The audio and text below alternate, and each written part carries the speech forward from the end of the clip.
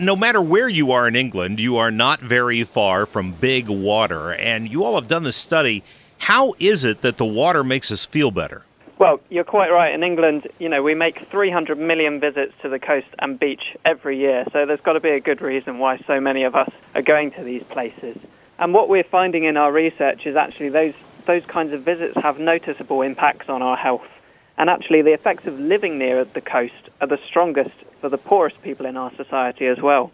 So the people that are at risk of the most health conditions also stand to benefit the most.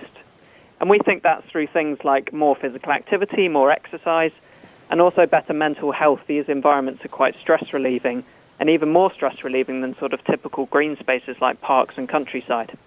And we all know for many years that oxygen is a basic element of life, but being near the ocean helps oxygenate our body and relax our mind. Yeah, I think so. I mean, the evidence on that is quite scarce at the moment, so we're not really sure of the precise mechanisms that might be going on sort of physiologically, but we do know that these kinds of areas are associated with less air pollution, for instance, and we know how risky air pollution is for our health as well.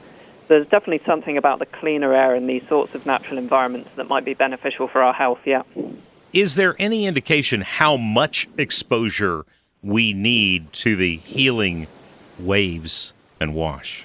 Well, it's interesting you should say that. We had some evidence out just recently, actually, that suggests about 120 minutes per week of sort of contact with natural environments is enough to benefit our psychological and our general health as well, our psychological and our physical health.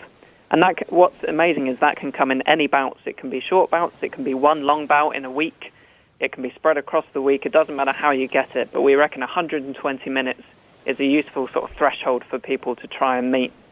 And for those of us, Lewis, not so close to the coast, just the sound of the ocean, we understand, can help you reduce stress and make you feel safe. Yeah, I mean, there in Pittsburgh, you have to drive, 200 kilometers north, I guess, just to reach one of the Great Lakes or something, right? So right. You're going to be relying on sort of more kind of distal contact with these places. And some of our research, we've looked at kind of virtual reality experiences of these coastal environments.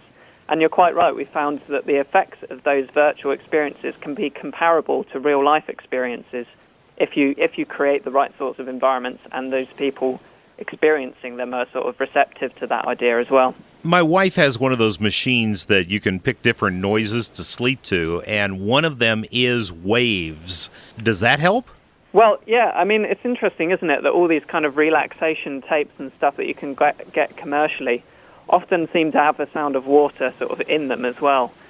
Now, we have no strong evidence that those things are actually effective or work, but there is good evidence that other natural sounds, like birdsong, for instance, can have restorative effects on people's stress and moods as well. So I think there is something in that. We just don't quite have the evidence yet. Lewis, how did you become an environmental psychologist? Well, I studied psychology for a number of years, for 7 years at university, and I've always had a love of the great outdoors. So, the kind of academic interest met my personal interests, and it was just, the perfect position for me. Yeah, but if you've got a boss and you tell him, I need to go to work, I have to go sit on the beach, I have a feeling that might raise an eyebrow.